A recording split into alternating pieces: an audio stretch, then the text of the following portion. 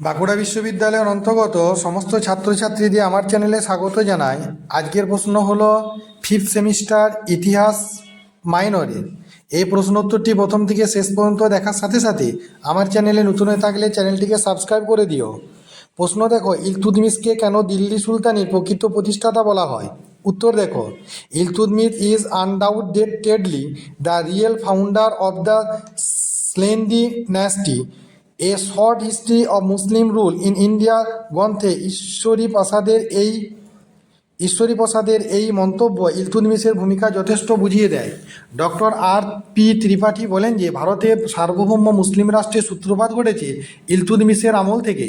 কুতুবউদ্দিন রাজ্য জয় করেছিলেন, কিন্তু তা সুসংহত করতে পারেননি। আরাম শাহের রাজত্বকালে রাজ্যের বহু অংশ দিল্লির হস্তচ্যুত হয়ে যায়। ইলতুৎমিশ এই সব রাজ্যগুলি পুনরুদ্ধার করেন এবং বিভিন্ন বিচ্ছিন্নতাবাদী শক্তিগুলিকে দমন করে দিল্লি সুলতানিকে সুদৃঢ় ভিত্তির উপর প্রতিষ্ঠিত করেন। কালক্রমে এই রাজ্যটি একটি সাম্রাজ্যে স্ফীত হয়ে ওঠে এবং পশ্চিমে সিন্ধু নদ থেকে পূর্বে লক্ষণাবতী পর্যন্ত হিন্দুস্তানের এক ব্যাপক অংশে তার আধিপত্য প্রতিষ্ঠিত হয়। ইলতুৎমিশের সাফল্য: সংকটময় পরিস্থিতিতে বিভ্রান্ত না হয়ে তিনি কঠোর হাতে শত্রু দমনে অগ্রসর হন। তিনি গজনির শাসনকর্তা তাজউদ্দিন ইলদুজের বিরুদ্ধে অগ্রসর হন। 1216 খ্রিস্টাব্দে তরাইনের কাছে এক যুদ্ধে তিনি ইলতুৎমিশের কাছে পরাজিত হয়েছিলেন ও বন্দী হন। এরপর তিনি উচ্চ ও মুলতানের শাসনকর্তা নাসিরউদ্দিন কুবাচার বিরুদ্ধে অগ্রসর হন। 1217 খ্রিস্টাব্দে তিনি ইলতুৎমিশের হাতে পরাজিত হয়ে সিন্ধু প্রদেশে পলায়ন করেন। 1227 খ্রিস্টাব্দে তিনি ইলতুৎমিশের হাতে পরাজিত হয়ে সিন্ধু প্রদেশে পলায়ন করেন এবং 1227 খ্রিস্টাব্দে পুনরায় তিনি ইলতুৎমিশের হাতে পরাজিত হন এবং সিন্ধু নদের জলে ডুবে আত্মহত্যা করেন। নতুন রাজ্য জয়: নতুন কিছু অঞ্চলে ইলতুৎমিশ দিল্লি সুলতানি আধিপত্য সম্প্রসারিত করেন। তিনি শিবালিক পর্বতের অন্তর্ভুক্ত মান্দোর জয় করেন এবং মালব রাজ্য আক্রমণ করে ভিলসা ও উজ্জয়িনী দখল করেন। উজ্জয়িনী জয়ের পর তিনি সেখান থেকে সম্রাট বিক্রমাদিত্যের একটি মূর্তি দিল্লি নিয়ে যান। খলিফার অনুমোদন: বাগদাদের খলিফা মুসলিম জগতে ধর্মগুরু ও শ্রেষ্ঠ শাসক বলে বিবেচিত হতেন। ইলতুৎমিশ নিজ মর্যাদা প্রতিষ্ঠার উদ্দেশ্যে খলিফার কাছে দূত পাঠান।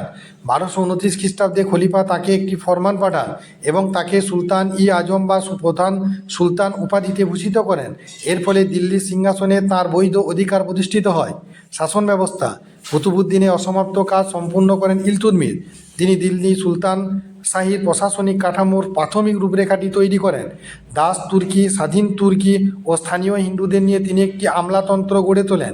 কেন্দ্রীয় শাসন ব্যবস্থাকে শক্তিশালী করার জন্য তিনি 3টি ব্যবস্থা অবলম্বন করেন: ইকতা প্রথার প্রবর্তন, একটি কেন্দ্রীভূত স্থায়ী সামরিক বাহিনী গঠন এবং একটি নতুন মুদ্রানীতি প্রবর্তন।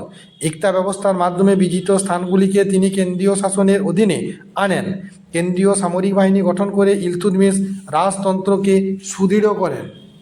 মুদ্রাবিদ্যা বিশারদ নেলসন রাইট এর মতে দিল্লির মুদ্রা ব্যবস্থা প্রবর্তনের ইতিহাসে ইলতুৎমিশের রাজত্বকাল এক স্মরণীয় অধ্যায়। পরিশেষে বলা যায়, প্রতিষ্ঠাতা এবং প্রকৃত প্রতিষ্ঠাতা এই দুইয়ের মধ্যে পার্থক্য করলে ইলতুৎমিশকে দিল্লি সুলতানির প্রকৃত প্রতিষ্ঠাতা বলা যায়। কুতুবউদ্দিন আইবক স্বাধীন সুলতানি শাসনের সূচনা করলেও সাম্রাজ্যকে দৃঢ় ভিত্তির ওপর প্রতিষ্ঠা করতে পারেননি। কিন্তু ইলতুৎমিশ সিংহাসনে আরোহণের পর নানা সমস্যার, যেমন নাসিরউদ্দিন কুবাচার বিদ্রোহ, তাজউদ্দিন ইলদুজের বিরোধিতা, আলী মর্দান খলজির বিদ্রোহ, রাজপুতদের ও আমির উমরাওদের ক্ষমতা দখলের প্রচেষ্টা, এগুলির সম্মুখীন হলেও বিভ্রান্ত না হয়ে তিনি কঠোর হাতে সেগুলি দমন করেন এবং বাংলাদেশ থেকে সিন্ধু দেশ পর্যন্ত সুলতানি সাম্রাজ্যকে দৃঢ়ভাবে প্রতিষ্ঠিত করতে সক্ষম হন।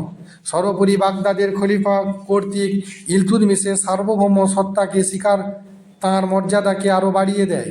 সেই জন্য ইলতুৎমিশকে দিল্লি সুলতানির প্রকৃত প্রতিষ্ঠাতা বলা অযৌক্তিক নয়।